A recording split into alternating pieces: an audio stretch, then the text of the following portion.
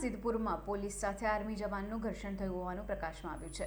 Siddhpur ડીવાયએસપીની team land ગ્રેબિંગની કાર્યવાહી કરતી હતી તે સમયે આર્મી જવાનને ઘર્ષણ થયું હતું। પોલીસે સર્વિસ રોડ ઉપર સરકારી ગાડીની આડશમાં કામ કરતા આર્મી જવાનને અપશબ્દ બોલ્યા હતા। અપશબ્દ બોલી આર્મી જવાન કાર લઈ ફરાર થઈ ગયો હતો।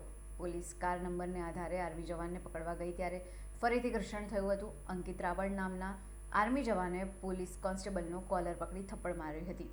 મામલો બિચકાતા સિદ્ધપુર અને કોશી પોલીસ મથમાંથી ફેલાવતો મામલો બોલાવાયો હતો। પોલીસે અંકિત રાવળ નામના આર્મી જવાનની કરી અટકાયત અને ગુનો નોંધ્યો હતો।